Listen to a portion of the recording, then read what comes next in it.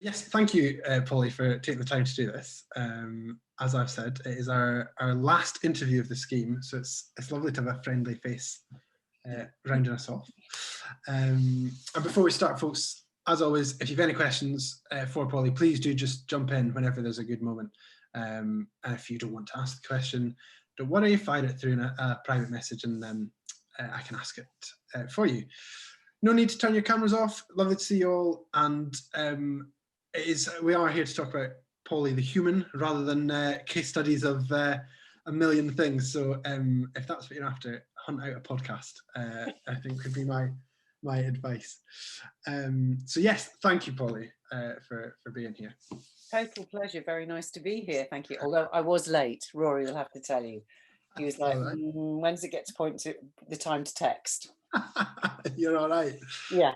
I wonder if we start right at the very beginning then, because you didn't come from a theatrical family at all, did you? Oh, no, far from it. No, my dad was a fighter pilot. Yeah. So, yeah, I came from an itinerant military family. Yeah, that's brilliant. And Yeah. where was that? Because home wasn't, it was Devon, but wasn't Devon. No. We moved, he was posted somewhere different every 2.5, 3 years. So I, we moved all the time. We lived abroad quite a bit. And of course, I went to boarding school because that's what all of us kind of military kids did in the end. Yeah. So it's quite interesting how many military kids you find, particularly of my generation, you find working in theatre. I think we were sort of all very used to having to kind of create families and groups, wherever we were quite quickly. Yeah. And we were quite itinerant, and that's sort of very similar to the lifestyle I think we all live doing this job in a way. Definitely. Yeah, definitely. And I mean, because you were a big I mean, you still are a big outdoorsy person, but what was your first exposure to theatre then? Well, it's funny I mean, I did a little bit of theatre at school, but I only did it because I it wasn't in the school, it was in the town I went to school in had a local theatre, so it was a way to get out of my boarding house and get into the kind of real world. And it meant you could do things like you could smoke, Yeah. all the cool kids used to. And it wasn't something many people did. I just volunteered because I don't know why I sort of had an interest. So I used to do a bit of sound. And actually, when I first started at school, it didn't have a drama department. And then when I got into the sixth form, it's a bit like computer studies. Computer studies and drama were considered the very modern things, and they were introduced to Okay. us. Um, so then I started to sort of help out backstage and do a bit of stuff. But I remember, it's funny, someone was asking me about this yesterday. I remember sitting in our careers room going through all these bloody books because and the head of biology was our careers teacher, and it was a really lame thing, and this is the 80s, it's 100 years ago. And I remember saying I'm really quite interested in theatre, and her saying to me, there's no such thing as a career in theatre. Mm. um, and my A levels at English, history of art, maths, and physics. Mm. So it's like everyone was going, "Oh, you can do maths, you can do arts, you can do maths, you can do art." So in the end, I was like, you can do civil engineering or architecture. And of course, I didn't want to do any of those things, so I just completely dropped out, I'm afraid. Yeah. And Yeah. I spent a little bit of time doing absolutely nothing and lots of traveling and being a bit of a kind of bit of a hippie. And then I decided that I did really want to do some studying and that I missed that because Mm. I'd been quite bright and I was supposed to go to posh universities.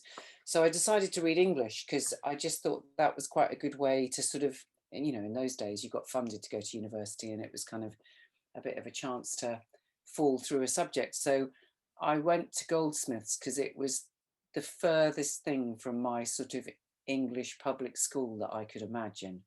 Mm. It was super left wing. It was run by Peter Hoggett, the dean. It was mad. All those kind of artists like Damien Hirst and all that kind of sensations lot were all sort of there. It was just an amazing place. And I went to Mm. have a look, and it was just something I could have never imagined. And I went to meet the English department, and they were so radical. And political. And Yeah. I'd been really politicized. I'd got very involved, weirdly, considering my schooling and things. I got very involved with the miners' strike. Mm. and was with a small group who used to go, and we did sort of quite a lot of sort of going up at the weekends because my school was quite close to some of the picket lines. And I just become really sort of impassioned about that. So I went to Goldsmiths and discovered London and sort of Yeah. fell into this business. Yeah. And was London a shock to you at that point? I mean, because you'd obviously travelled a lot anyway. Um, I think I was very ready for it. I was very ready for a kind of, it's hard. I mean, I don't know how many of you live in London, but as a young person living in London is really tough. But I really wanted that. I really wanted to sort of ditch my kind of, and consciously ditch the sort of expectations of who I was supposed to be and the sort of job and life I was supposed to have. I just didn't want any of that, and I didn't feel I fitted. So I was looking for my tribe, definitely. Yeah. And you, I mean, a tribe that you found was through pretending to be your flatmate, wasn't it? Yeah, that the sort of silly old story that my flatmate was a Guildhall graduate. She'd done stage management, and she'd actually been kicked out for having purple hair. That was Okay. those kind of days. And she'd come to Goldsmiths because you were fine having purple hair at Goldsmiths. But she had a summer job as a follow spot operator, and this is days before mobile phones and things. And she fell madly in love and went to Spain for the summer and didn't tell them. So when they rang and said, "Can you tell Jackie she's got to be, at the Hackney Empire at 10 o'clock tomorrow morning?" Yeah. And I still to this day don't know why I did it. I just went, "Yep, no problem." And I turned and I pretended to be her. And I had no idea what I was doing. And I went up to the gods. And this is before the Hackney Empire was refurb. And it was a kind of semi-derelict space, but amazing. And I went up, and the other side of the gods, there was the other follow spot operator, who was another woman, which of course in those days, this is 1986, Yeah. 87, was unheard of. She's called Fiona Simpson, and she just finished the RADA course. She was one of the first people to do the RADA MA. Okay. And I went over to her and I was like, "I'm not Jackie, I'm Paule, and I don't know what I'm doing." And she was like, "It's fine, I'll talk you down." And we worked on this thing. It was an all-black musical called Black Heroes in the Hall of Fame, at the Hackney Empire, and the atmosphere was amazing. Yeah. And the other thing that was great is it was a rock and roll company called Midnight Design, who for some reason were doing the lighting. And they were, so it was kind of 4 trusses over stage and really, really simple. But there were a couple of times when somebody was like, "Oh, there's something wrong up there." And because I'd done loads of climbing, I was like, "Oh, I'll do it. I'll go and climb up that," or whatever. Nice. And they sort of took me on really as a bit of an apprentice, because I just loved it. It was love at first light, definitely. Yeah. That's brilliant. And so then how did you, because you obviously then went into that sort of rock and roll world for a bit. Yeah. How did you then end up back in theatre land, as it were? Well, I shifted my degree, so I moved from doing English to doing English with drama, because in those days, at Goldsmiths, you couldn't do pure drama. But so we were the drama department. So we spent sort of a couple of mornings a week in the English department, but then we were the drama lot, and it was a really nice mixed bunch. So I shifted into that, and we did a little bit of practical theatre, not a huge amount. And I realized, I sort of was serving this apprenticeship alongside my studies with Midnight. So they took me on and they were training me. But my other half, who I met sort of around the same time, he worked in fringe theatre. So I started to help him out a little bit. And it was just at the point when, as I was graduating and I'd been doing loads of music stuff, we started to use a lot more sort of rigging technology in theatre. So there were things like advance bars, putting advance bars into West End houses. That was kind of unheard of. So there were a couple of times that people who Ian knew were doing shows, and they were finding it really hard finding people who could do things like focus on trussing. Yeah. And I was really happy doing that. So I sort of used my skills to help friends of his out, and did a couple of festivals, kind of experimental theatre festivals and things, with those same rigging skills. Yeah. I do remember the first time I went into I think it was the Duke of York's, to do an overnight focus call. And I went in with somebody else who worked in the same company as me. And this parkan blew on the advance truss that he was up. And I was like, "I'll just go and fix it." If he changed the bulb and I needed to go and change the fuse or something. And I said to the production electrician on stage, I said, "Where are the dimmer racks?" Because I was only ever used to working with temporary racks. So I was used to there being a kind of 96 way, couple of 96 way AVO racks at the back of the back of the venue. And he was like, oh, you go up 3 floors and you can, and I went running up 3 floors and I opened this door. And of course, what I was looking at was some STMs, you know, old fashioned Strand dimmers. Looked around, it's like these enormous whirring cupboards. I went downstairs and said, I can't find the dimmers anywhere. It's like, oh, no, they are the dimmers. It's like, that's 10 ways of dimming, you know. That's crazy. So, but yeah, so I sort of started to learn about theatre, which was quite funny. That's brilliant. And now that you're where you are now, career-wise, do you think that sort of academia background helped rather than training in specifically theatre? I think I am definitely I mean, we all are, aren't we? We're a product of our specific journey. And my journey was, you know, I look at my work sometimes and I think it is a weird mixture of kind of academic rigor and rock and roll, fuck it, we can do it with this stuff. You know, there's a kind of playful quality and an academic rigor. And I think somehow I kind of try and ally those two with a big sprinkling of opera in it as well, and experimentation, which was very much from kind of the people I met when I first started working in theatre.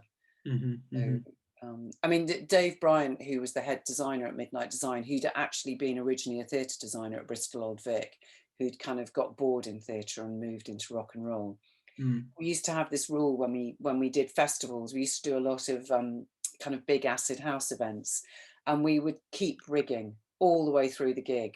So we'd be doing, like, we'd do a 24-hour rave or something, and we'd set something up that was quite simple, and then we just all night, all day, we just keep adding new stuff, keep moving stuff, keep doing stuff. So there was this brilliant thing, even though it was rock and roll, that it was never fixed and it was always playful. And I think that instilled something really healthy in me. Yeah, definitely. And now, I mean, if you went back and started training now, or someone was talking to you about training, is that a route that you would recommend to people now, or do you think it's slightly different? I think it's really different because of funding streams, and also there was no, really, apart from the RADA course, there was no academic possibility. And also I didn't know it was what I wanted to do. It definitely discovered me.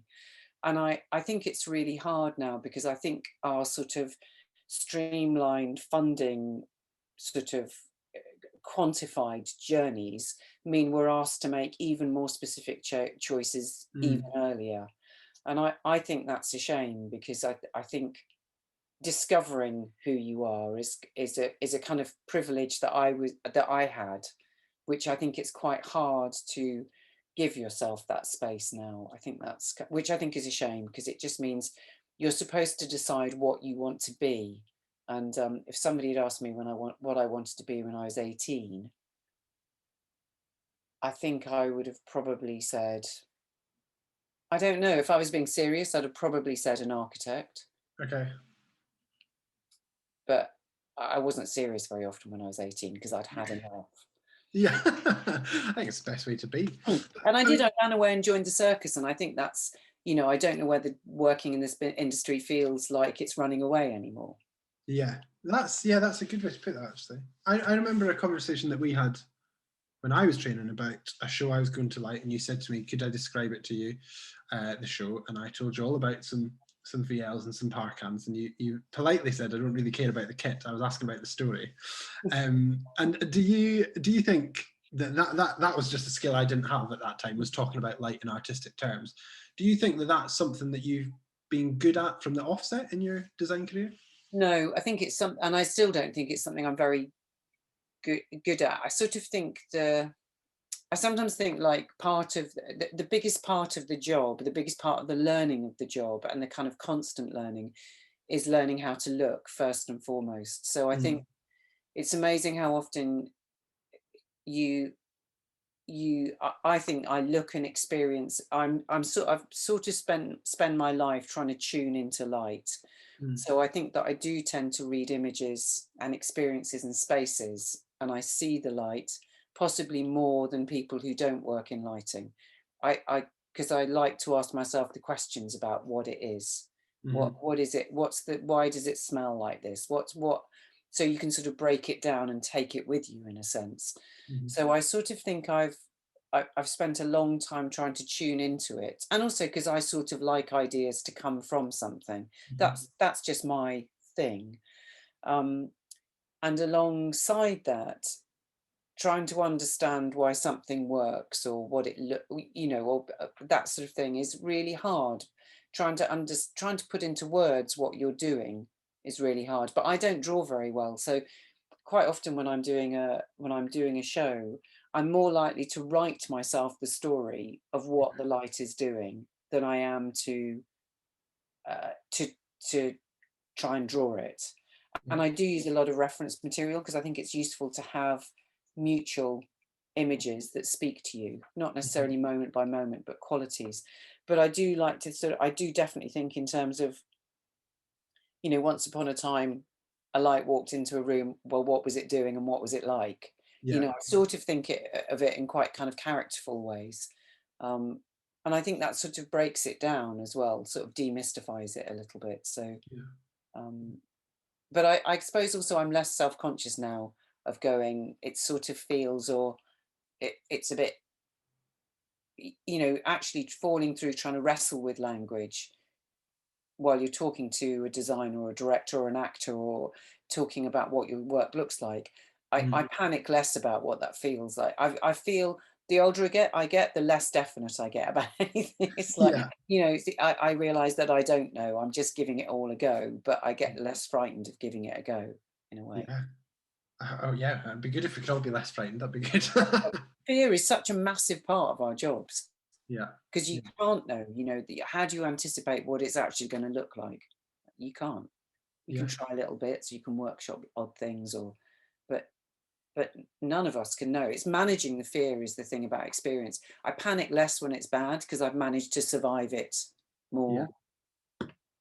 But Yeah. yeah. And on the way as you were building your career, I mean, do you remember a sort of, was there a turning point when you sort of went, yeah, things are moving forward, things are going up? Like, is there a memory of that? Oh, I'm doing this, and it's ticking along. I remember a kind of really brilliant moment. I worked with Complicite for quite a long time. And uh, like lots of companies, I started working with them doing relights for them for a show that Ben Ormerod had lit. And I sort of ended up doing a bit of production management for them and a bit of, you know, all sorts of things and relighting because it was quite a small company. And sort of alongside it, you know, when you've kind of got one of those mad sort of careers where what you're doing is a bit of lighting. And Yeah. that might mean a bit of touring, a bit of loading wagons, a bit of your own design work on smaller projects, a bit of helping other designers out. It's like, it's just a bit of everything that involves light, isn't it? And I did a bit of programming and I was designing, I was getting quite a lot of design work in Scotland. Nobody would hire me in London. But so Ray Smith and I had been working for 784 in Glasgow. And I'd been touring with Complicite, and their next show was at the National, and Ray was designing it, and I'd been touring with them and gotten really well with Simon McBurney and Annabel Arden. And I just did that thing that I would never do now, which is that I just said to Simon, "You've got to ask me to light the show." He's like, "What do you mean I've got to ask you to light the show?" And I'm like, "You just got to ask me to light the show. You know, I'm working with Ray. We get on really, really well. We get on well. It's in the Cotter's Low. It'll be fine." I mean, the kind of madness of youth, really, isn't it? But I did do the show. It was called Street of Crocodiles, and we had the most amazing time. And I think for me, it was the first time that I felt like a real designer. Yeah. And that's partly because Ray always really encouraged me to sort of think and talk like a designer. And it was partly because every time I walked into the theatre, the team I was, you know, the electrics department were so generous and brilliant with me. And I remember the second preview, Ben Ormerod, who I'd done this relight for, and I'd worked for quite a bit as a young lighting person, came to see it. And I'd given him my preview seat, which is always in row P in what was the Cottesloe, now the Dorfman, which is next to the control room. So it's sort of the seat in front of the control room, so you could whip round if there was a problem. And Ben sat down and he got his notebook out and his pen like this. And Ian Williams, who was the head electrician in the theatre at the time, leant out to control room because there wasn't a window, and he just whipped the notebook off him and went, "You won't be needing that, Ben." And I was like, I was so proud because it was like, I just got, you know, there's this 40-year-old man who'd seen everything and sort of worked Yeah. with all these amazing people. And he was just like going, just let her be a designer. she's not your, you know, and it was so beautiful. So I think that's one of my favorite moments. That's brilliant. And it is, as you say, it's so lovely when it means something different when the team are behind you, I think. Like in that sense, you suddenly go, wow, it's like the ultimate seal of approval because they've seen so many things. It's so nice. And I just think it's really important to not, I mean, one of the things I really learned working with Ray, but also because I worked so much as an electrician, was that there was a lot of knowledge in the room that I didn't have. Mm. So my strategy with them was to be honest about that, and to sort of talk quite a lot about. So I spent a long time sort of talking through, because there was a basic rig in that venue at the time, so talking through how that worked and how it could fit to this show, and how there were things there that I wouldn't use, but could we just focus them in so that they had the security of knowing that I had that there, like front of house and things like that. And of course there weren't moving lights and stuff, so it was really, so I sort of talked them through and shared all my thinking, and they shared a lot with me. And also because I was around a lot, because the other thing that was ironic about the show is I was paid to be the ASM on it as well as the lighting designer. So I was in rehearsals with the company all the time. So it meant that I could sort of, anything we needed, you know, when we'd improvise with the company, so with props and all sorts of things in the rehearsal rooms, there were bits, and it wasn't only light for me, it was stuff, Ray and I were making stuff all the time and we'd feed it in. But it meant that I kind of was there all the time and part of the team. So they sort of took me on as part of the kind of makeup of the whole. It really did feel like the circus had come to town when we sort of went into the Yeah, national. It was that's great. lovely. It was good. But yeah, making sure you're not pretending you're the boss, I think, is really important, because we all have different skills, and it's not a pyramid. You know, you're the person who's responsible for the creative sort of but thinking behind the show, and you're the sort of point of contact for the delivery of the show, and it's up to you to ensure that what your vision and your belief can be delivered. But all of that is made, you know, it's, you make that together, and you are communicating that together, and you take information and feed it into what you're doing. It's no point in having brilliant ideas and not being able to communicate them. But have you ever had the opposite then? I mean, you've done, I mean this in a nice way, you've done so much. I mean, have you had moments where you've gone, I just feel like, you know, I'm not going anywhere, it's not progressing, you know, because I think what we, as I said to you on the phone before we did this, is like, I think we look at people like yourself and go, well, it's perfect, isn't it? And that's not really the case. It's not, and I think it's really, I mean, I sort of often feel, I think partly because I didn't go, I want to be a lighting designer. So I wasn't aware of what career structures there were. I was incredibly ignorant of who was out there. Okay. Um, I you know, I sort of, I was learning by doing, and I think that meant that I wouldn't look at buildings or people and go, I want to be that. I was quite often just going, I was dealing with and panicking about what was directly in front of me.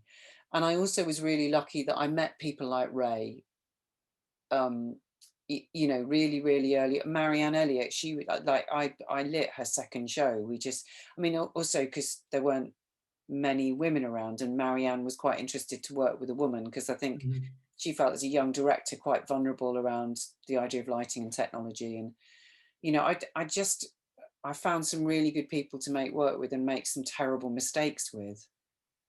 I think one of the real low points for me was my panic around when my kids were born, because when I had my first, I was definitely at that point where half my life was relighting for people and half my life was designing, and I just thought, this is never ever ever going to work. Okay. That was really hard. And also just making terrible decisions, taking on shows I wasn't ready for, taking on shows that or, you know, the thing about the Complicité show I did, which was really successful, is from that point on, people would think if they got me into the room, I could make their show like a Complicité show. And I quite quickly realized that I was being asked to do stuff because apparently if I was there, I'd make it more interesting. And you're like, we make it more interesting together. You know, that's all about collaboration.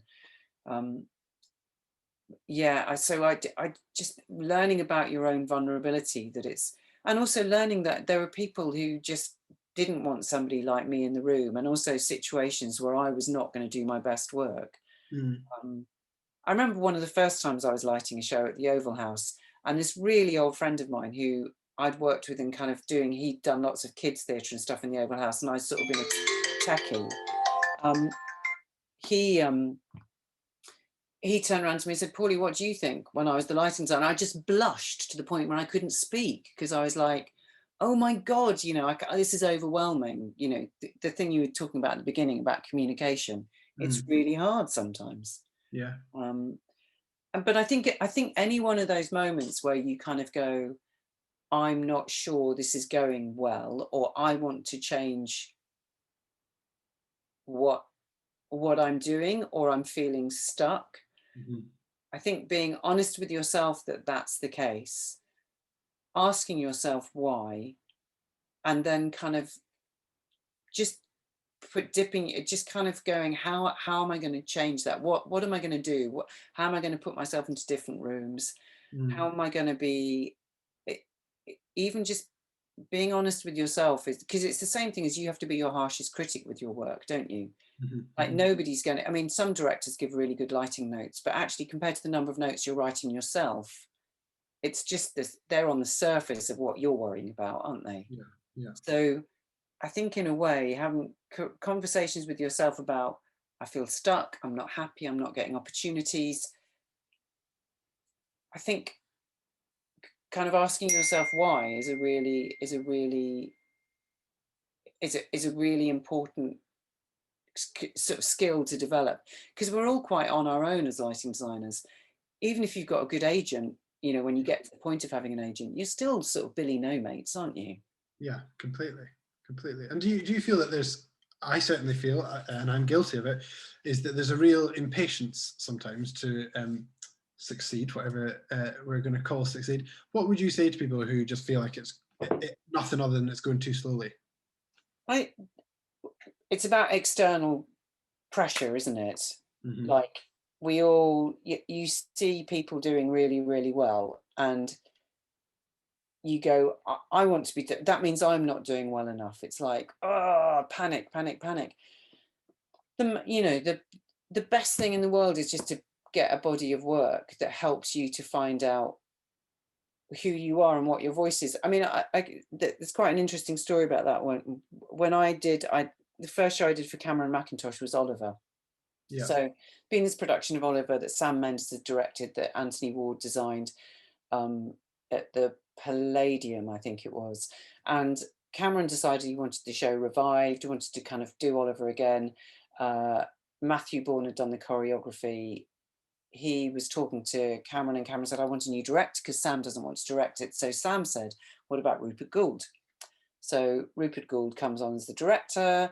Uh, Matthew Bourne and Rupert go, we'll keep the design, but we want the lighting to be something new. So I'd worked with Matthew quite a bit, and Matt said, why don't you speak to Paulie? Cameron's like, I don't know who this person is, you know, blah, blah, blah. Anyway, I ended up doing the show. And when we were doing the show, when we were prepping it, I went to their production and technical department at Cameron Mackintosh Limited, and I said, you've got people you like working with, and I'm not going to want to work with any of them because none of them are going to understand how I work. So I've got people I like working with, but you're going to worry they're not going to be suitable for you. So can we go through an interview process together and pick the team that works for everybody? Hmm. So we went through this, and the production manager halfway through, he said, he said it was quite a good process and we got quite close. And he said, are you really pissed off this is your first big West End musical? I suppose I was sort of, I suppose I was 40, I don't know. It's probably about, yeah, it was probably about 12 years ago. And I was like, no, because nobody's going to want me to make it look like anybody else lit it. Yeah. Do you know what I mean? So that in a way, I'd done all this work that had a kind of, you know, I'd done all these operas and these things. Nobody was going to expect me to make that show look like anybody else's work. I had enough of a voice and enough of a style that, and enough of a kind of sense of how to achieve that, that I could define the terms and be confident I could make something that looked like I'd lit it, even though it was a West End show, Yeah, which yeah. was a very alien space for me. So it's not fashionable to do that, but actually it will allow you to do your best work. I Mhm. mean, what it's quite interesting. What do you think about that? About time and about I think you hit the nail on the head right at the start. I think you spend your well, my argument is that the rise of social media has meant you can see what everyone's doing now. mm, So and what you see isn't necessarily the truth, as we all know. I mean, we are marketing machines, aren't we now? And you have to be. And I suppose what you're seeing isn't a true representation. So you do feel a lot of pressure. But I think it's really interesting that you say. Um, about having a voice and stuff, because I think that's something that you don't see, is it? You don't see somebody going, oh, I got this job, and actually I got this job because, you know, people knew that that's what I do and that's what they wanted. yeah. um yeah, I think it's good and bad, the old social media thing. Yeah, I agree. I think it's really tough because also you learn very quickly that people are living kind of, you can put anything you want on social media. Mm, It doesn't it doesn't sort of mean eh, you know, you can live you can claim that your life is all of these things. yeah. And yeah, I mean it's tricky it's sort of tricky in terms of you know, generation as well, isn't it? It's all Mhm. very well for me to say it because I sort of built a career by the time it became important. So I think I'm best ignored around fact. You know, I've barely got a bloody website. But but is that's a quite a good point though. I mean, have you you know, I speak to other designers, and as you say, a sort of different generation, and they well, like I'm sure he wouldn't mind me saying, like Mark Jonathan is constantly saying to me, oh fuck, I need to do a website, I need to do this, I need to do that, oh god, you know, I'm just going to disappear into the ether if I don't have a presence. And is that a thing that you have felt, or have you just kind of gone, well, it is what it is? Oh, I mean, Rory, you can tell I'm a terrible old hippie, can't you? I'm just kind of No, it's not. It's nothing terrible about it. I just kind of, the thing that interests me is doing work and getting on with people and Yeah, you know, finding good people to work with. yeah. And I'm just incredibly fortunate that the people that I've grown up loving working with have given me space to make work that a lot of work that has helped me stand true. Mhm. And also a lot of them have done really well. So I have been blessed. Yeah, So yeah. it's, but the most important thing is to find people you can be in a room with who help you to do the best you can. Mm. That's, you know, whether that's through, I mean, I think humor is so vital to what we do. Yeah, You know, just keeping it light and keeping it moving and keeping it sort of, keeping spaces generous where I think one of the hardest things a director can ever say to you is, why did you do that? mm. I used to work with the director. I worked with the director for years. That whenever you put anything on stage that wasn't quite right, they would say, "Why did you do that?" And it got to the point where I wanted to say, "Oh, just to really piss you off." Actually, you kind of get.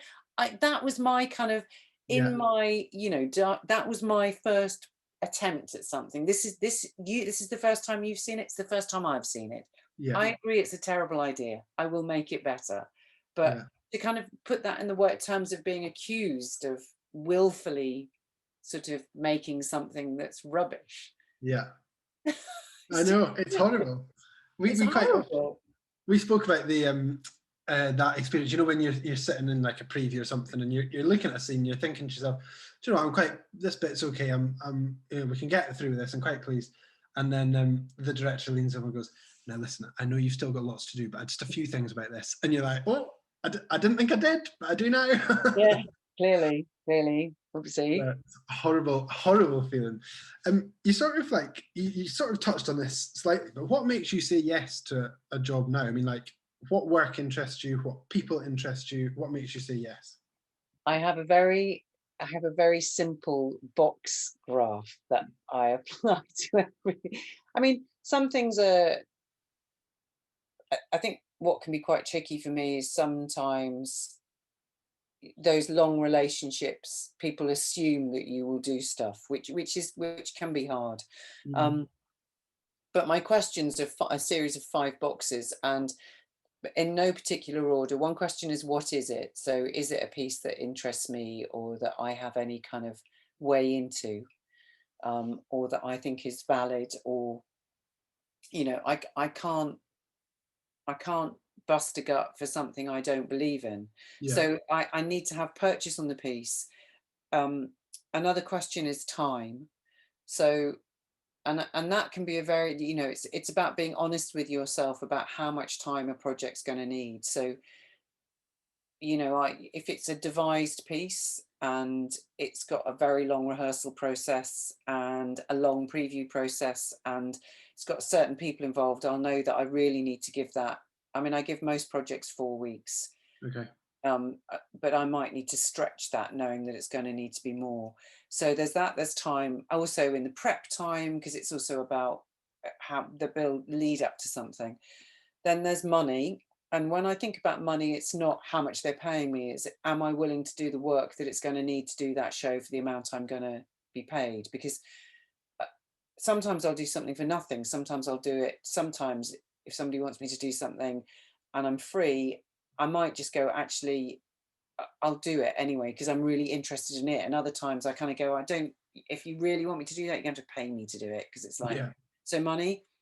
Then there's people. So it's like who it's with, and that's not only the director, designer, the creative team, it's everything. It's also who I'm going to be working with. Mm-hmm. And then there's where it is. And that was particularly important for me when the kids were small, about, they're in their 20s now, so they're fine. But what was going on in my domestic life, if it was somewhere I could get to easily, if it was going to take me away from home for a big block of time, but also, is it a building where I feel welcome? So there are places where it's really lovely to work, and for me, and places where it's really hard, and times when I've got time to make new relationships and times when I haven't. So, and then with each of those boxes, I can either go, it's a full box or a half full box or an empty box. Yeah. So I have to answer that question really, really quickly. And if I score less than 2, I should say no immediately. And if any one of the boxes is empty, I should say no immediately. That's great. That's a really good way to do that. I like it. It's brutal, but I think I'm not sure whether those criteria will be the same anymore after this pandemic. We'll see.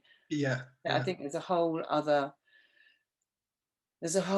kind of concern for me now about the why, and about what room there is for other voices in the room, which I think is too often ignored.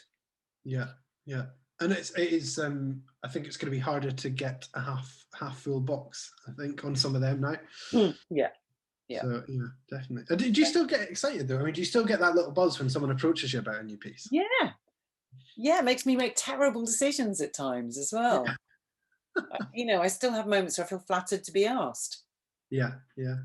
Grateful. I mean, it's just, it's hard. Yeah. Managing your diary is like, there are things that nobody ever teaches you. Managing your diary, doing your accounts. Yeah. 2 things that you would think were a really useful thing to be taught, but actually I know lots about random maths things that I haven't used, and some that I have. And yeah. You went to drama school, didn't you? Yeah, I did. Yeah. Yeah. It's and some of it was obviously completely useful, and some of it you go, well, that was nice to know, but I'll pass that on to someone else. Yeah. And do you ever? I mean, if you have all these huge shows that kick about the world, like Warhorse. I mean, do you ever have a little moment where you suddenly remember the importance? Because I mean, to you, it's just something that's, I don't mean this in a flippant way, but it's something that's just replicated on the other side of the world. But to somebody over there, it might be the first thing they've ever seen. Yeah. No, Does you that can't. But also, you can't. I mean, I think my first sort of experiences of like doing big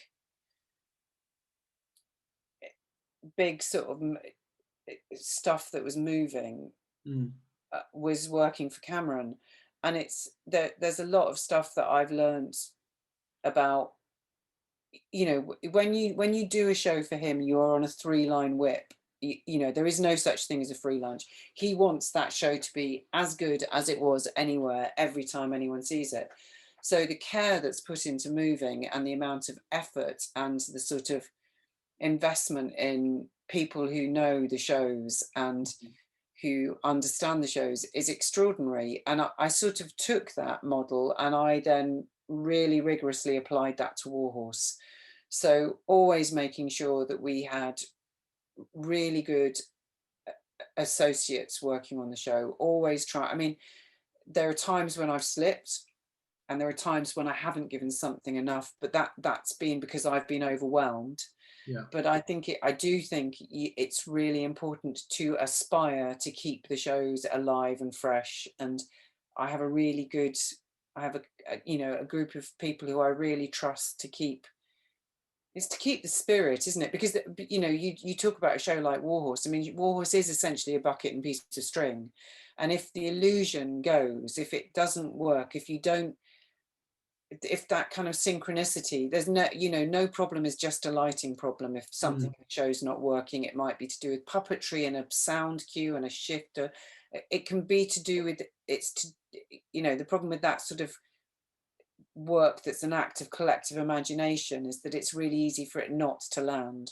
Mm-hmm. So they're always really vulnerable. So trying to make sure that you've got people who understand how that works is really important. Mm-hmm. And investing in people and sort of sharing that way of working.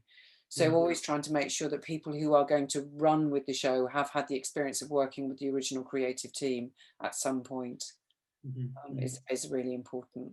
Do you think when you approach those sort of more commercial pieces like that, do you as you've done more of them, have you built up a confidence to balance, you know, what Cameron wants, what the director wants, what the audience want, and what you want? Because they're so hard to get a real balance sometimes. I think ultimately you can't have those kind of external thoughts in your head. You Mm-hmm. can't. You've got to. I mean, that's why I talk about trust a lot, because you've got to light the show for you. Your job is, you're the lighting design. That's where your responsibility does lie. Mm. And as soon as you start to worry too much about, you need to collaborate and you need to understand what story you're telling and sort of take hands and go into telling that story together. But if you start to worry too much and try and get it right for 20, 200, 2,000 people in the same moment that you're trying to create it, you are going to absolutely lose sight of what it is. Mm. So I think you have to start by getting the kind of the it of it in a place where you feel it's ready to start sharing. And then as you start to share it through previews or something, if you're lucky enough to be working in that way, you can learn when things land and when they don't, and when you have a response. I mean, everything I do is always completely underlit at every first preview, to the point where you want to kind of go out to every member of the audience and go, I'm really sorry, I'm not going to leave it like that. Could you come back? Could you come? It will be better. But also the thing about underlighting is you can see what's really needed. I think there's that awful thing with lighting, isn't there, when you can get sort of 5-10 cues in and it's just gone into mush. You just can't tell what you're looking at anymore. Keep using block cues. Just, you know, they're like palette cleansers. They're like sort of sorbets. Just fucking ditch everything and put one light on and start again. It's just keeping it alive and simple, I think, is really, and just keeping the essence of those ideas is really, it's really important. So yeah, and it's interesting. I mean, it's also, when you look at something like Warhorse, one of the reasons it was so vulnerable is, you know, Warhorse was made for a 6-week run in the Olivier Theatre. It was never made to do anything else. Yeah. So you're sort of, what's so lovely about a show like that, or Curious Incident, is you're free to make something in its own terms. Yeah. And then you have to try and make it into something that can suffer in, you know, can continue to exist in that more sort of rough and tricky, complex world. But where it comes from is a place of kind of attempted sort of integrity. It's funny you say about first preview and stuff, and like we spoke about imposter syndrome. So it's obviously, you obviously worry sometimes what people think about your work as well. Oh God.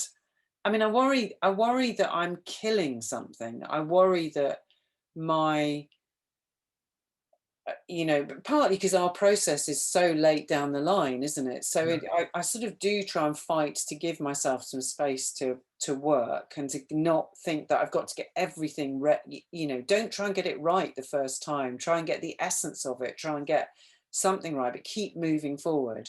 And what that means is that, I mean, I've put first previews in front of audiences where I've just had my head in my hands at times, because not so much that I worry that they're worried about the lighting, but just that actually I'm killing their point, that they can't see, they can't, Right. they don't, or it's confusing, or they don't know what they're looking at, or, I'm not telling the story.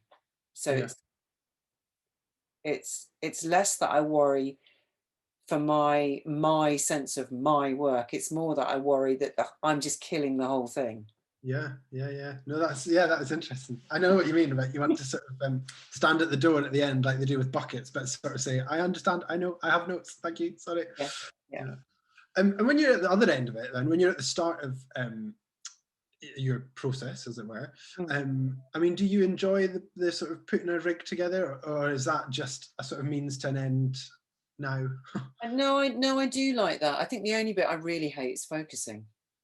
Okay, just to get it over and done with so you can make pictures. I try, and apologies if anyone has sort of experienced otherwise. I do try, particularly if I have anyone with me on a show.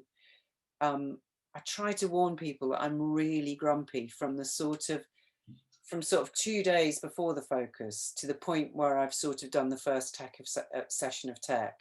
Because I find the kind of, I just spend my life giving myself notes about something I can't even see yet. You know, that thing where you're kind of like, that's wrong. Oh, that color. Oh, no. Oh, that cross light all needs to drop down by. And some of it is notes. So you go, yeah, you've made a bad call. But some of it is just stop panicking and wait until you can respond to something you can see. But you're just worried. It's just where all my anxiety comes out. So I'm kind of really I'm a bit grumpy. And what's your way out? What do you do to turn it around when you're having a rubbish day? I run. That's my. I run. If I'm tell terrible jokes. Yeah. Get out of the theatre. Yeah. Yeah. My problem is I do the terrible jokes even if I'm not having a bad day. I think it probably makes people's days worse, probably, but never mind. You sort of mentioned about Ray and some of the people that you work with, and they are kind of the testament of the whole growing up together ideology. And I think it can seem really hard in formative years because those relationships don't necessarily become fully fruitful until later down the line sometimes. I mean, did you have people that you were pally with that disappeared and then have reignited? I think, I mean, friendships and relationships are different, aren't they? I mean, Vicky Mortimer, who's one of my kind of most constant and most sort of extraordinary collaborative relationships, and one of my best mates, that has been such an amazing slow burn of 22 years to kind of reach this point of kind of extraordinary trust. Ray, she was the person who basically made me into a designer by just being in a room, hearing her talk was so inspiring that you could sort of speak words like that. It's brilliant. So it's all really different. I mean, I interestingly, having worked at Complicité for 5-6 years, I then stopped working with them because I sort of realised I was either going to become part of them or I had to do my own thing. And I did my first show with Simon for, I think 20 years last year in Toneel Group in Amsterdam, so Evo's Theatre. And we had an amazing time, but we were both very, very different. So it was the really lovely thing about having this sort of bedrock of a relationship. And then we both spun off and done different things. And then we come back and found each other different and fame. So that was really, I really enjoyed that. Um, and then there are some people who, you know, I worked with Katie Mitchell for years, and then it felt like what we were looking for from the work, we learned a huge amount together, and then we naturally drifted apart. And one day we might sort of find the moment to make work together again. Mhm. I think that's important with long relationships, that you can walk away from them as much as walk into them. Yeah, yeah, definitely. Well, because one of the things that I wanted to sort of ask was that you've, for lack of a better phrase, survived so many shifts in management. You know, I mean, like artistic directors coming and going is like the scariest prospect sometimes. What, how, to be quite blunt, how do you think you survived that? Just because you've got on with those people, do you think? Well, I didn't really. I mean, I suppose, because the obvious place you're talking about really is the National.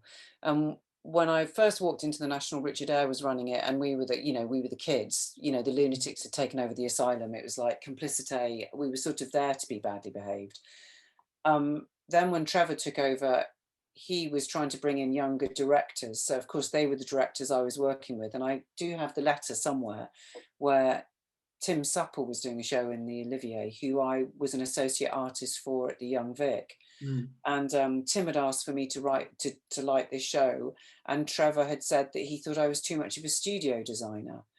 And I was Tim had told me this, and I was like, I've just lit an opera at the Bastille in Paris. You know, in opera terms, people didn't have those preconceptions. It's like if a director asked for you, because of the nature of a director in European opera houses, you got to do the show. So I thought, you don't think I can handle the Olivier, and yet I can work in the biggest opera houses in Europe. And Yeah, so I got my agent to write a formal letter of complaint, and I've still got the letter that's like, well, I didn't mean it, because it was the days still letters. So I think then, you know, it's like I was part of the Young Turks, and then with Nick, I was sort of there, sort of, I don't really know what it was with Nick, but and then with Rufus, he is kind of one of my oldest and closest kind of colleagues. So I suppose I've had a slightly different hat on with each one of those kind of people. I mean, it was funny with Nick because I was what's called a technical associate. So I think the technical departments, particularly the electrics department, quite liked having me around, and they gave, you know, and were very supportive to me. I think I was, yeah, I've been very lucky to do a lot there, which has been amazing. yeah, yeah. But it And, means I do understand how the building works, I suppose. So they were yeah, acknowledging that. yeah. Because I mean, I was going to sort of ask what you know, now it's an associate role. What does that involve for you? Um, it's sort of a job without portfolio. It's sort of what you make it. I officially lead on as a kind of provocation around sustainability. Hmm. So that's my kind of big area of concern.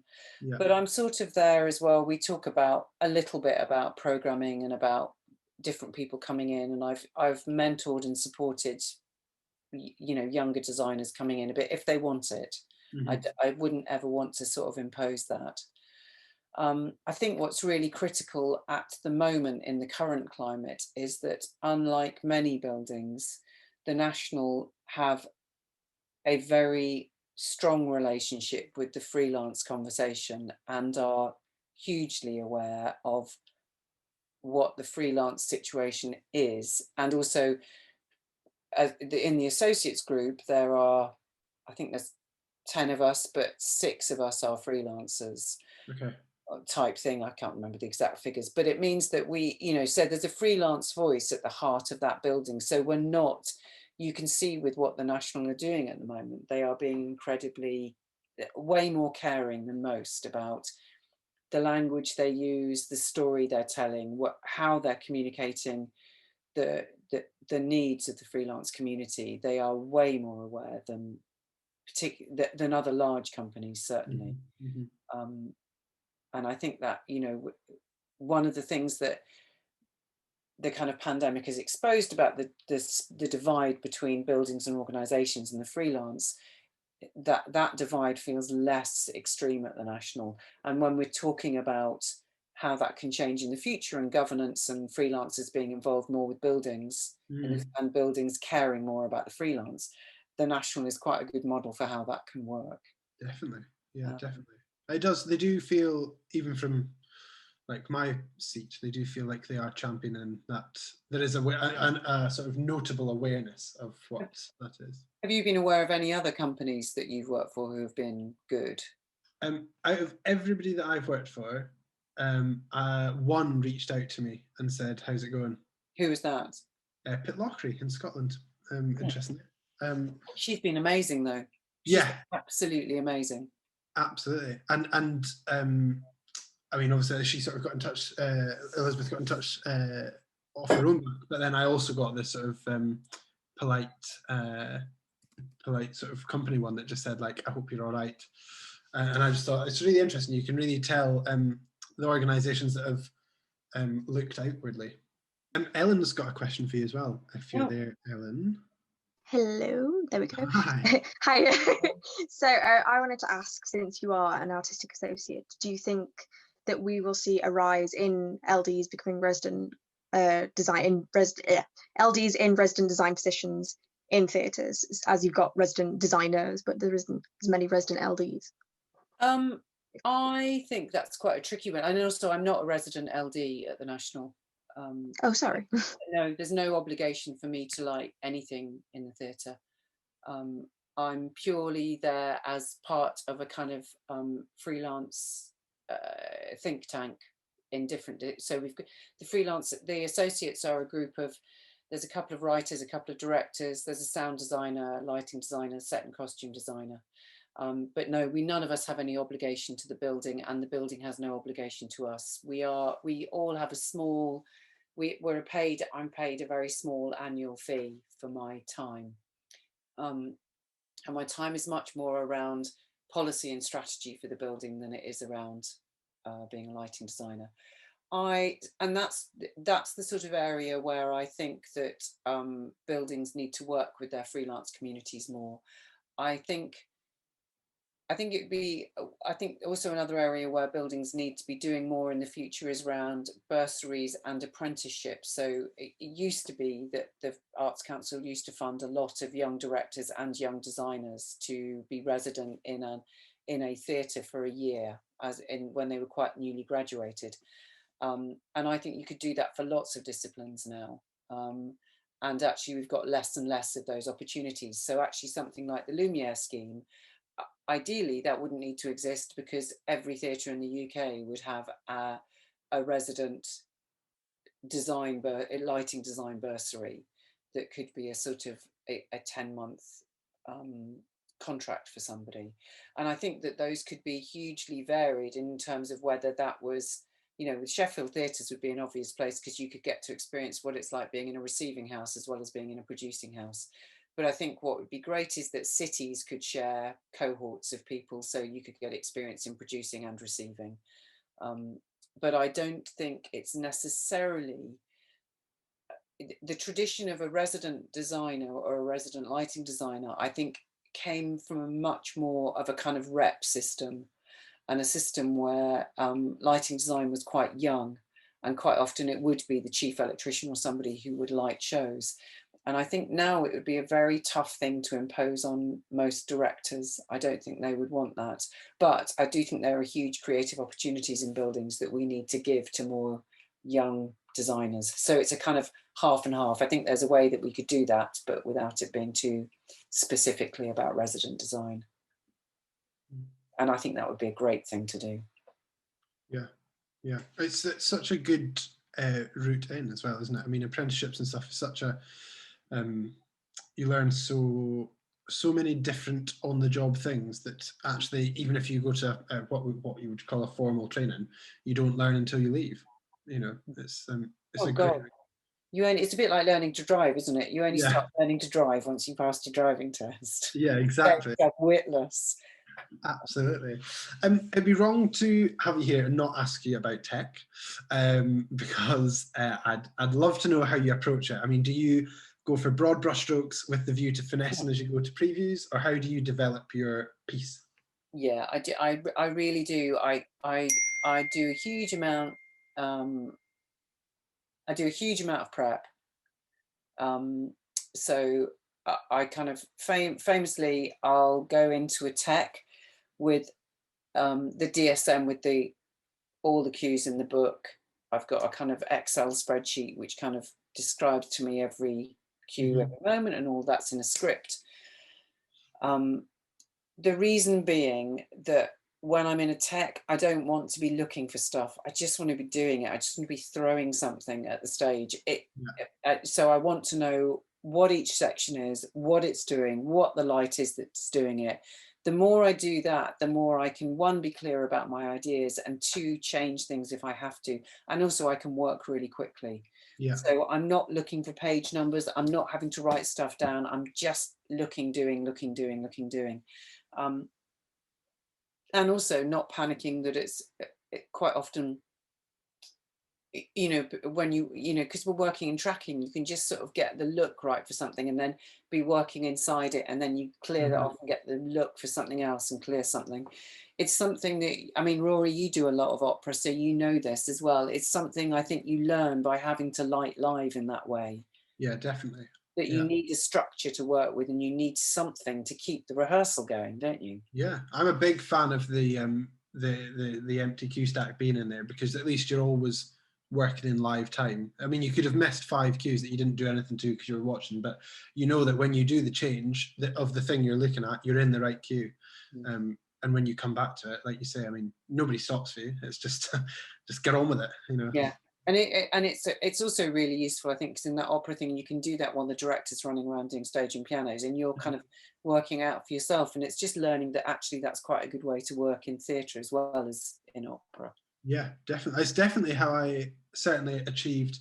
I mean, my world weirdly became opera first, and then into sort of more drama stuff. And it's amazing how your workflow changes, doesn't it? When you get to drama and you go, oh, actually, I can do these really big things on small schedules, because actually I worked out this workflow before. And yeah, I think it'd be hard to do, now I look at it, it'd be hard to do it the other way around, I think, actually. Yeah. And what's your relationship with a programmer? Do you have people that you work with because they get you, or how does that? Oh, I just think they're the best, aren't they? They're the kind of people we rely on the most. I mean, I think there's also that. I mean, it's quite interesting, kind of at the stage that many of you are in this room. That, you know, when I first started lighting, I did a lot of programming on the Galaxy and the Gemini 2 Plus. Oh God, I was very kind of proficient. And I learned a little bit about the 520s and things like that, but trying to release yourself from the tyranny of having to know how to program. But also early on in my lighting, it was really useful to know the boards that I was using quite well, because I'd quite often be in venues where we didn't have the luxury of being given a good programmer. So learning to do things like speak command line, even if it was a desk that I didn't particularly know well, was useful. I absolutely could not do that on an EOS or a Geo or a GI or anything. I'm like, if somebody says, can somebody put a channel up, and I'm near the desk, I'll hide, because it's like, I probably could, but you know. Is that my fault? Oh, Tamika Parsons laughing at me because she knows how terrible having programmed for me. But no, I think it's the most brilliant relationship. I just think a program is inside your head in such an amazing way. When Rick Fisher first lit Billy Elliot, when it sort of went to Broadway and things, he was like, I don't want an associate. I want to take Vic with me, the programmer, because she is my associate. She's everything to me. Like, you know, because in the UK, that's sort of more often than not, that's a relationship you'll have without there being an associate. Yeah. And they know everything about, like, the Les Mis concert, Warren and I, it's a co-design, because actually you can't see the line anymore between his input and my input. And yeah, so it's, and there's so many things that I just couldn't have done without that brilliant person sitting next to me. Yeah. And I mean, when you're out and about, I mean, when you're up north and you're wherever you are, they are your sometimes your best and only friend when you're skipping down the road to M&S for your meal deal. It's just the two of you, and it's important, I think, that I don't know, I'm sure you feel the same. Again, it's the power of the personality, isn't it? You'd much rather have somebody nice sitting next to you. It's been a test, isn't it? Yeah. I mean, but also then you end up, I was working at the Staatsoper in Vienna last year, and it was brilliant. They've got ES, so I was very excited about that. No, we'll only work in queue only. And then they said, I said, well, are you going to bring the desk into the auditorium? I said, yeah, we started bringing the desk into the auditorium. Well, I mean, my dad's quite old, but I think the chap sitting next to me at the desk was probably older than my dad. Oh, yeah. And my German's pretty terrible, but I can plot in German. And I'd say something to him, and he'd like look at the desk. He'd, okay. And that was like saying, 50 at 25% would take like. So sometimes you just can't. You haven't got that skill available to you. And I realized there it was like having both your hands and your feet tied together and being blindfolded and trying to light a show. Yeah, and you do have a worry, don't you, that you're going to come back at the first sort of stage in orchestra and watch it back and go, none of it's in there. No, because you've just no idea. You're just putting all your trust in them and hoping. Oh, that did happen to me once in Brussels. No. On the day of the piano dress, I came into work, and the chief electrician, it was at La Monnaie, he said to me, we've got this little problem. I was like, what's the little problem, Robert? And he's like, we don't have, he said, nous n'avons pas le spectacle. I was like, what do you mean we don't have the show? He was like, and basically they'd done the old Strand thing of disc to memory or memory to disc. Okay. And they'd gone the wrong way, and they completely wiped the show, and there was no backup. And this is a 5.5 hour long Handel opera. What did you do? Did you just have to, you just had to? Well, I rang my agent quite quickly and said, what do I do? And she said, well, you're working in Belgium, so they only pay you 10% of the fee up front, and the rest of it you don't get until the first night. So, I would do it. Yeah. So I just sat down and just got to it. Just got to get on with it, haven't you? Yeah. That takes us quite nicely on to, do you have a pet hate in tech? It can be anybody or anything. Well, all the obvious ones, like people who don't turn their headset off. Oh, well, yeah. That's obvious. Pet.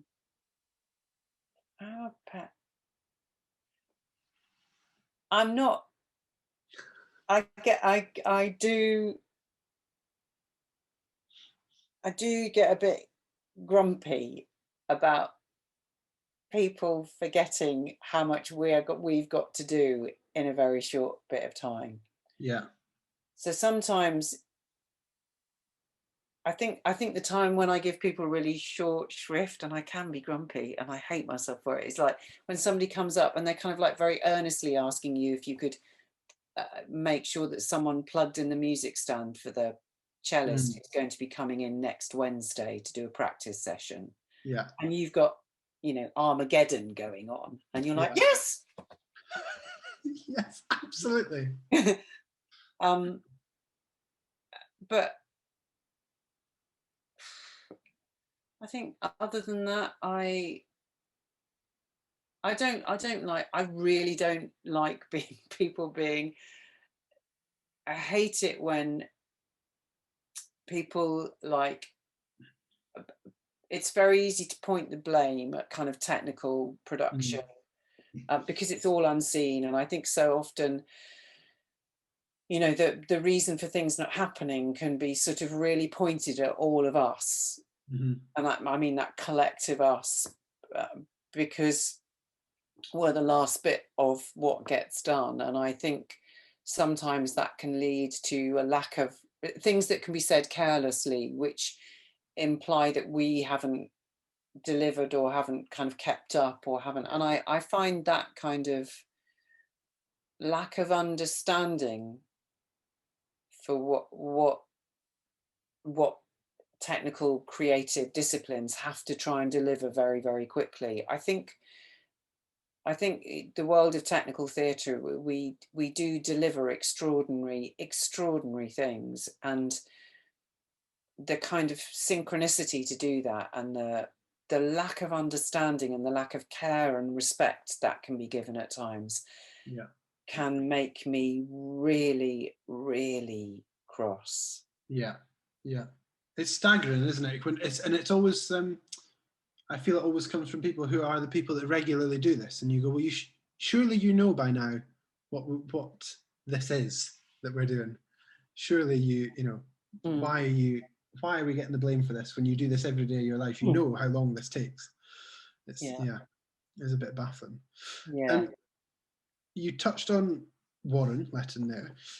What do you look for in an assistant or an associate? Jolly banter and repartee. Yeah. Passing the dinner test. I think it's really important. I think casting is a huge part of our world, and that's whether it's actors or stage managers or creative team or whatever. And I think that I really like working with people who are interested in what I do and my work. And I think we can't be all things to all people, and finding the right people for you in the moment is really key. So I think casting is like, if you, advice I always give people, if you're approaching people about wanting to work with them, I think it's really good if you talk to them about why you want to work with them. I really enjoyed X, Y, or Z, or I know you're interested in this and so am I, or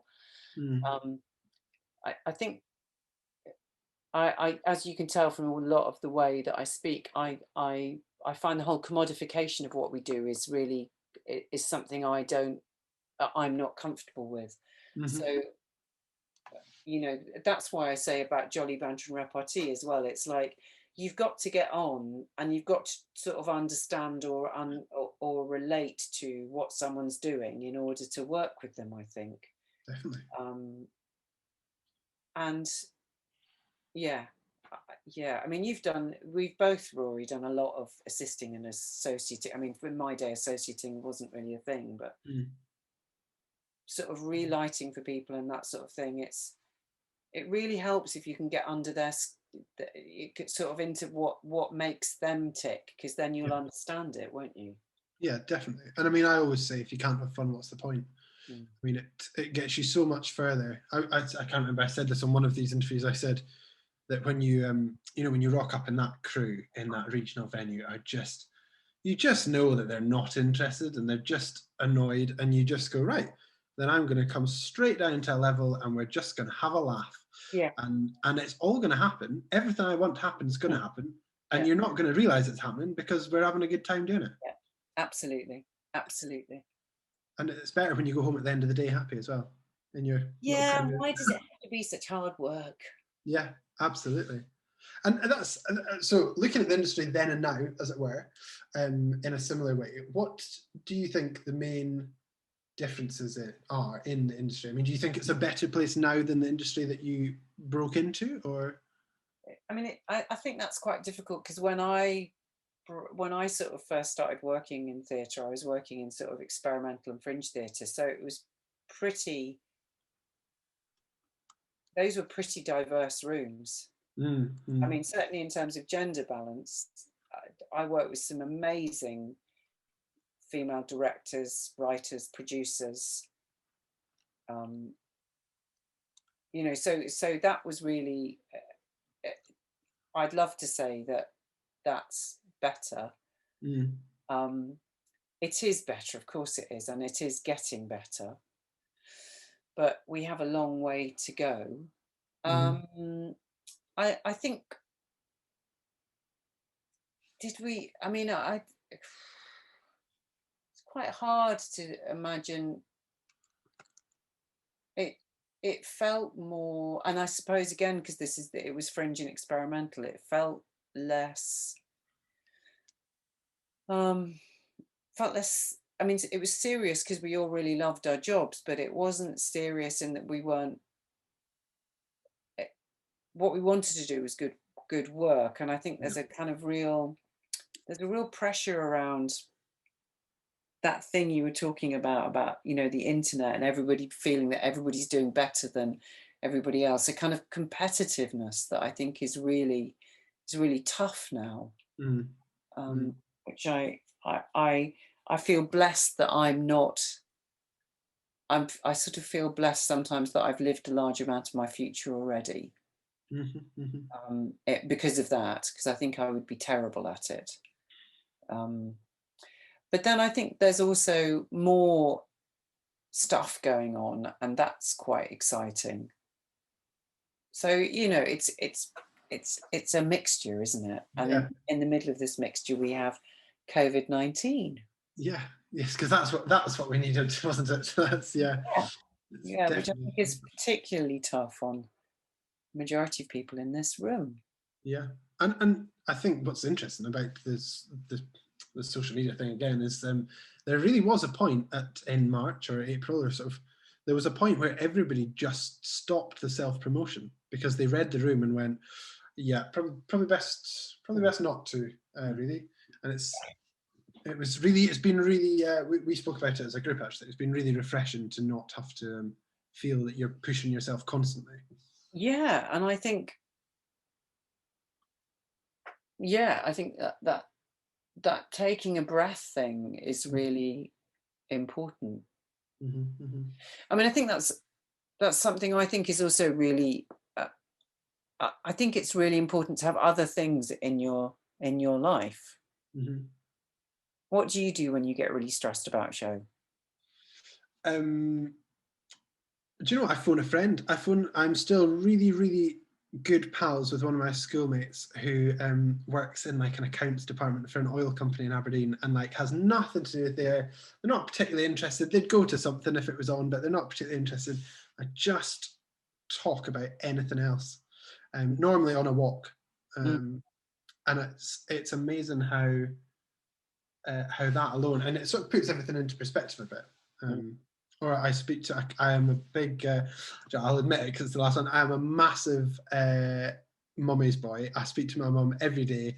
We're always, she's a primary school teacher, and like, you know, you think that we're having it tough, and then you speak to her and you go, oh my word, like your world is just so different. And so I suppose in a way it's just talking to other people because that's nice, but getting the context of like, what we do. It's like you said about commodity. I mean, what we do versus what other people are doing, and there's a place for it all, but don't lose sight of the big picture, I think. Yeah, I was talking to some people last night about the Broadway League are lobbying for theatre workers to be considered essential workers in terms of the vaccine.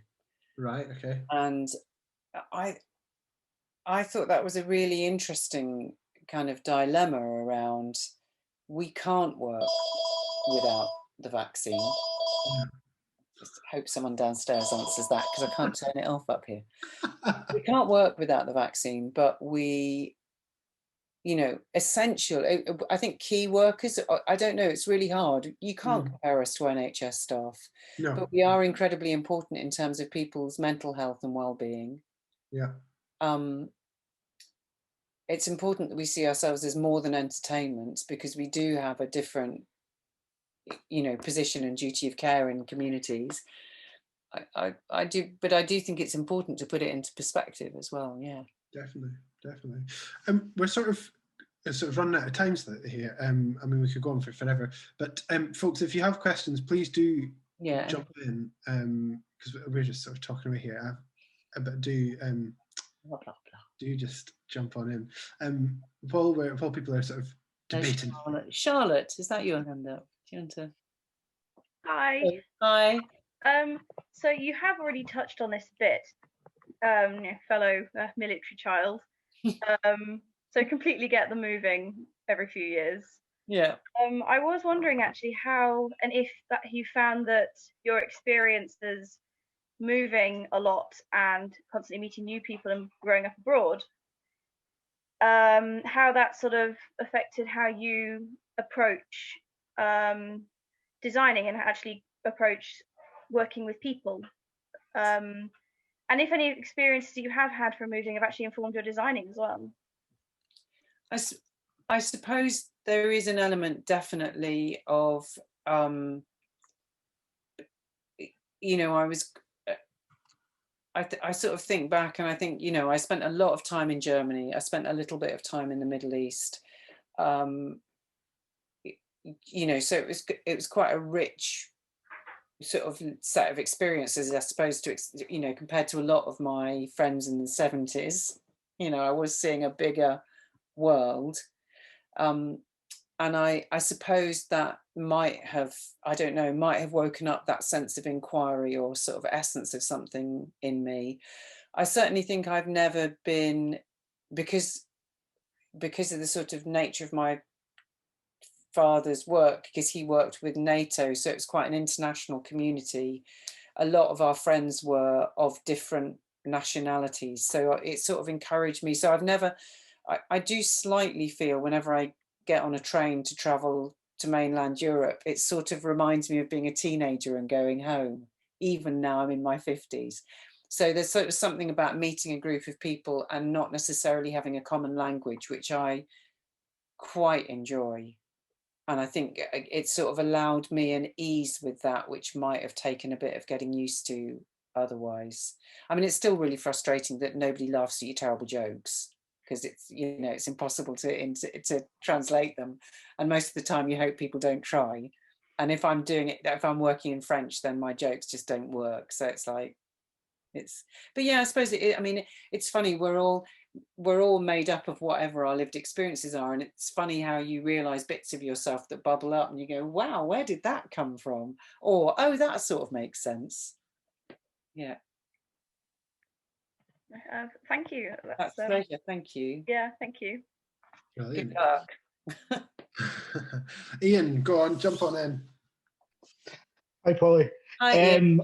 I'm a huge fan of Les Mis, and I noticed that you've on your credits that you've done like a lot of different productions.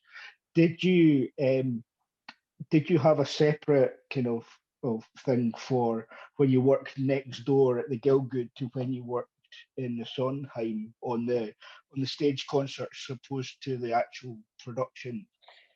So it's quite depressing, Ian, in that so the conceit for what we're doing in the Sondheim at the moment is that Cameron wants the look of the concert, but we're doing it on the stage of the Sondheim. So we've got the stage, we've got that design, that set sitting on stage. So we're basically pushing it into the wings as much as we can, which isn't very far because it's tiny. Building a series of platforms so that we can get the orchestra and the performers socially distanced. And then we're having to take the entire lighting rig from the show out, which we only put in and opened last year. Yeah. And then we're putting in a version of what we did in the Gielgud last time into there. So it's such a kind of weird hybrid. But because we're quite short of time, we're starting with the show file from the Gielgud, because that also, that's sort of what Cameron's brief is, that he wants that aesthetic. Even though the set design's a bit different, he wants the lighting rig to very much be doing the same thing. And we've only got a day with the cast on stage as well. So it needs to fit, they need to fit into the structure of what we did before. So that's kind of the easiest way to do it. I mean, at one point we were offering doing a completely new version that might be a sort of test tryout for a stadium version that we've been talking about doing. But actually in the end, what we couldn't do is completely strip the theatre out, having spent so much time and money putting it all in there. So, and also the sort of slightly tricky sort of side positions and perches and built-in positions we're leaving, and then we're sort of rigging in front of. But overhead, we're taking all the flown lighting positions out. So yeah, Chris Mentz is in there doing it at the moment. So it's a funny old hybrid, but Les Mis will always be a bit of a hybrid, you know, ever since I took it on, it's always been a bit of a kind of mad one for me. So but I'm hugely grateful for it. So thanks, Paul. Brilliant. Jack, go on. Hello, sorry I joined the session late, but thanks for having me. Hi, Jack. Hi there. So my question was, how do I know if I'm progressing at the right level at the right time, if that makes sense? So it's just a question of how is it that you can compare what you're doing, and when do you think you're sort of making the right steps? I mean, my obvious answer to that, because of what I was talking about how I grew up and developed, really is is stop comparing, I'm afraid. And I know that's really hard, and we were talking about how tough that is in the world of social media and things, but I think it's really, I think going from somebody who's kind of interested in lighting and wants to be a lighting designer, and you're sort of drawn to light, I think one of the things that's hardest is finding out what your voice is, what is really important to you, how, when you do a show and it works out, and what are the elements that have made you do your best bit of work, and what are the things that you do that feel honestly like you. You know, it's like, I love 3/4 backlight, I love really flat front light, but you know, getting to the point where you can sort of feel that, find the things that work for you and sort of feed you and help you to keep going. I think it's really hard if you're looking to find those relative to what other people are doing, because we all develop in different ways and at different speeds and times.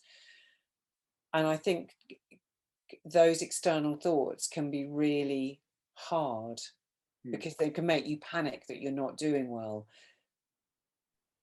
You have to be your harshest critic, and learning to be your harshest critic, and learning to push yourself to make your work better, and learn what your work can be and what you can do. That's where to concentrate on rather than the other stuff. So actually kind of asking yourself the question of what you think about your work is harder, actually, but in the end will, I think, make you a better designer. But it also, you know, I mean, that's the end of the kind of spectrum of making work that I'm interested in. I think there are other ways of approaching work and of being more kind of more objective about it, and more, you know, I look at something like Adam Bassett, who works with Patrick, who's very kind of analytical and sort of, you know, linear straight lines. But I think if you want to make creative work, it's really important to feed your craft, and your craft is something that will develop at its own speed, and you need to allow it time and space to develop. So sorry if that's a negative. No, that's brilliant. That sums things up really well. It's just, yeah, one of those things, I think, just getting an idea of it. But yeah, going back to what you were saying about not comparing yourself to other people, I think that would sum it up quite well. So brilliant. Yeah, thank you very much. I felt like I sort of just found my style, and then everything kind of went a bit quiet. So I was looking forward to it. But along the way, I get given different opportunities. So I was doing theatre work, and then suddenly someone says, oh, do you want to come and do some fashion show work? And it's just a question of, is that a sidestep? Because I learn from it and then I take it back to theatre.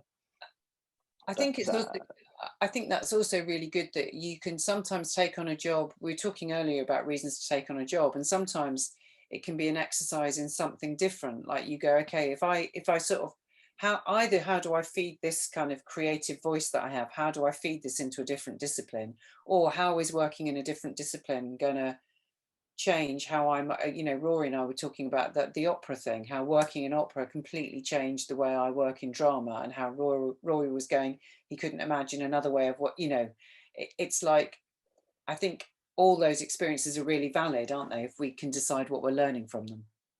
Yeah, I think I learn from them and then see them as a sidestep, but sometimes I wonder if I pursue that line harder, or whether there's other things to return to. But it's so tricky, but I think that sums it up really well, so thank you very much. Yeah, it's a pleasure. Thank you. Also, like you, I imagine, Paule, you are passionately do the things that you enjoy as well. I mean, if you sidestep and you find you enjoy that thing more, do that thing. I think that's really good. I love that question, Alan. How do you get away with underlighting productions with directors, particularly working up to first previews? I mean, it's easy for me to say that now, isn't it? Let's be honest.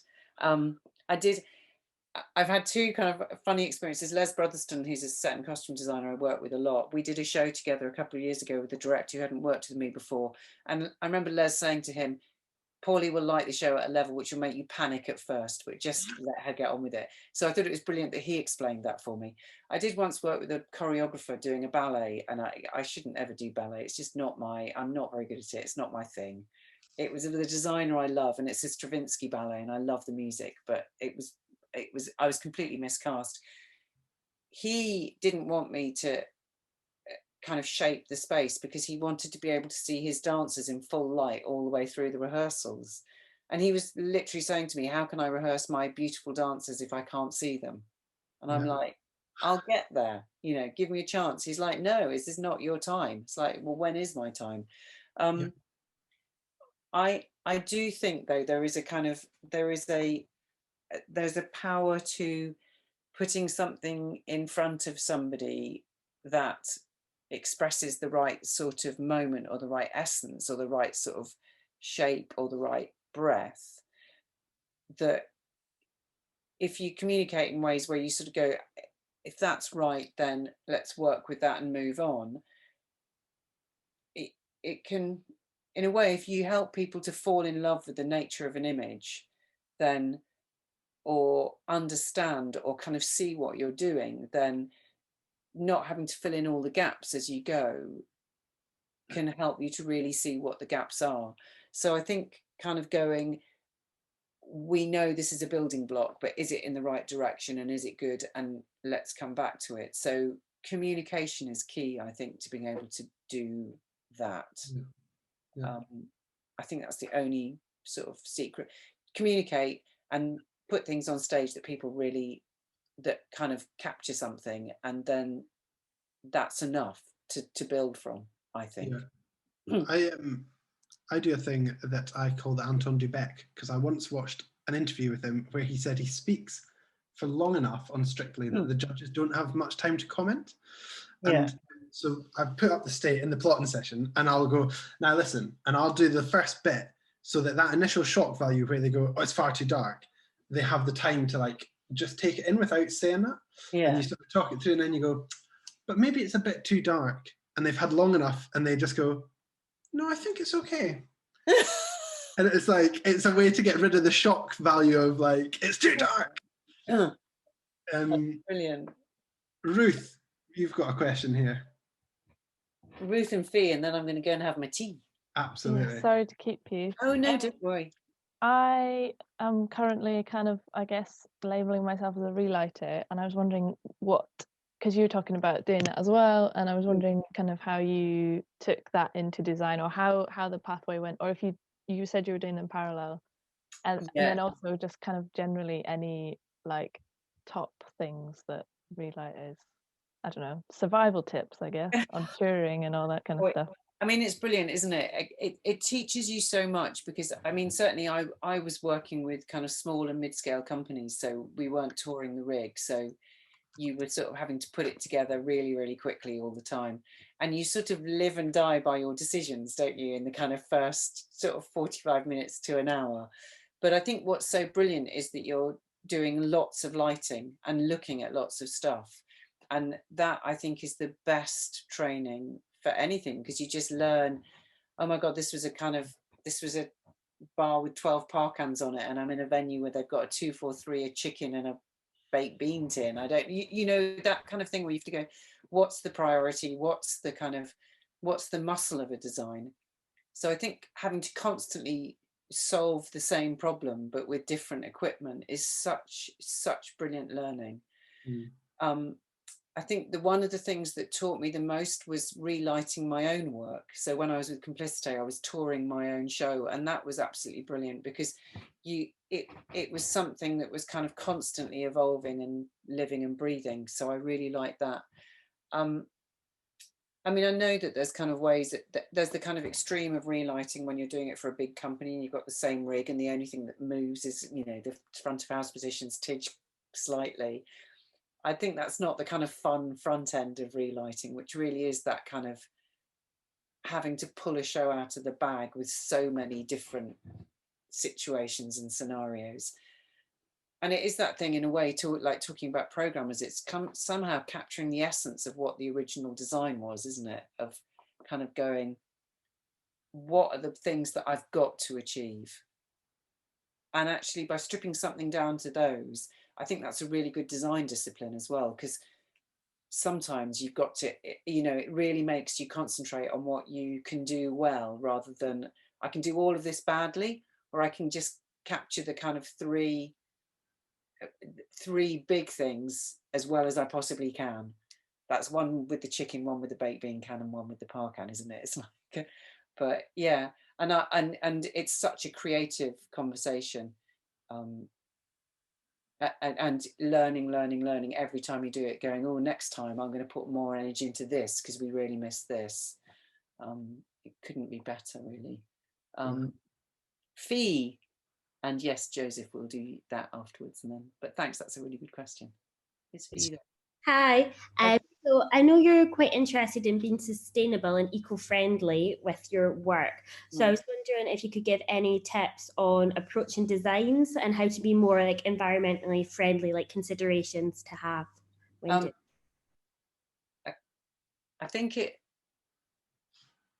the big thing for me is that I mean, I don't know which came first. I don't know whether my work became rigorous or I forced myself to make my work more rigorous because I wanted to be more specific about what I was using.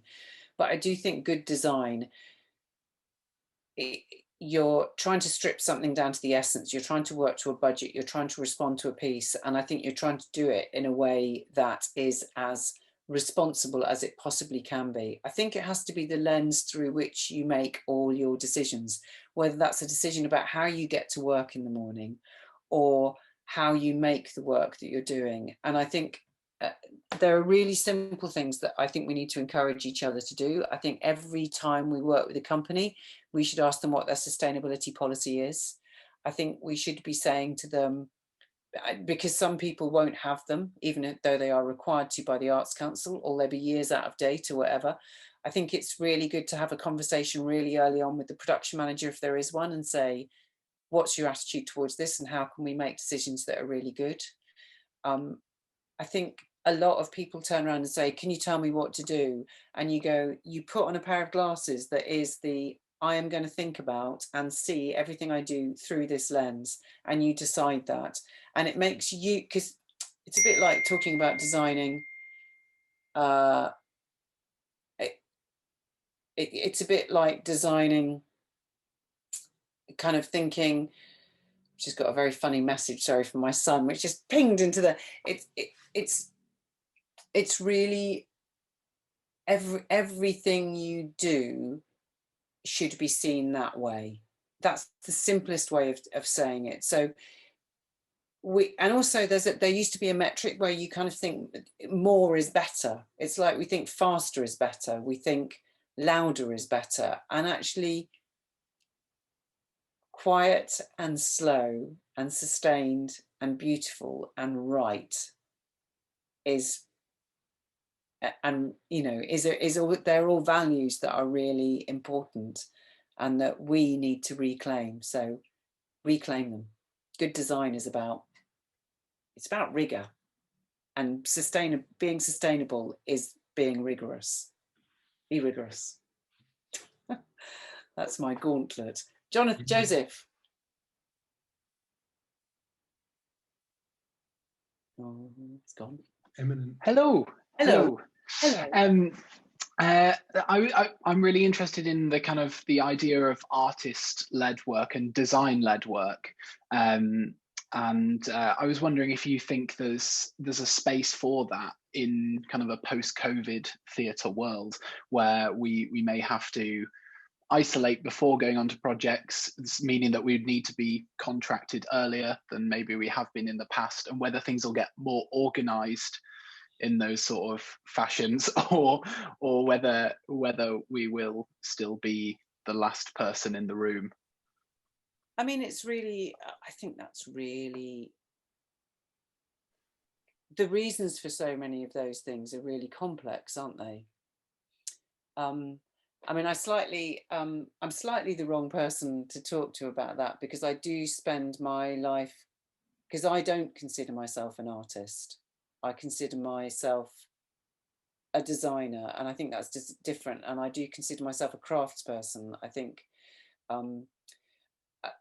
And I know that I need to work with other people to make, you know, I always let a designer and director kind of come up with a thing, and then my job is very reactive. But that's also how I choose to do it. I mean, I think, you know, like there's a show that they're in development with at the National at the moment that Bunny Christie has conceived the idea for the show. So it's actually been kind of, the muscle of it is a design muscle, that a text is then kind of being fitted around this idea, this show idea. And I mean, it's the Ringhams with Anna, with that whole idea. It was very much led by a sort of sound idea. I think there's huge room for that. I think the whole thing about contracting in presence, and I mean, I certainly, the way I work, I need to be in the room, because I don't make a design which is separate. I make a design that is working inside. But then I think, you know, when you look at someone like when Oliver Ellison did his piece for the Manchester International Festival, that was very much his vision, and work was very separate to, you know, so then the two things allied. He didn't particularly need to be there that much to do that. So there are different ways of making work, and I think I don't think it would be possible for every theatre to kind of throw that up in the air, but I do think there's a possibility for understanding the demands of a show more, rather than, again, commodifying and assuming that everybody's relationship is X, Y, Z. I mean, I have this sort of difficulty when I do shows, like when I just did this production of Ocean at the End of the Lane at the National, and I kind of go, I don't feel like, you know, I feel like a huge responsibility in terms of the dramaturgical role that I play in delivering that show, that I don't feel it's fair to put me in terms of support under the designer or the costume designer or something like that, because I think that actually every breath of that show is dependent on the light and of course every moment is dependent on everything, but I think in that show I'm telling every moment of the story, every switch, every breath, it's just like, so I won't let that be marginalized, and I won't let it be commodified. If you want to do this again somewhere else, it's got to fit around my availability, because I can't pass that on to somebody else yet. So I do quite often think that even if you make something without knowing that that's going to be the case, as it becomes the case, you've got to defend it as well. So that's a sort of question of also how you make your best work and where you need to be involved, I think. So I think encouraging a more open question of how light fits into the conversation is really, really critical. So yes is the answer. Amazing, thank you. Paule, before you go, I've done 4 little quick fire questions with everybody.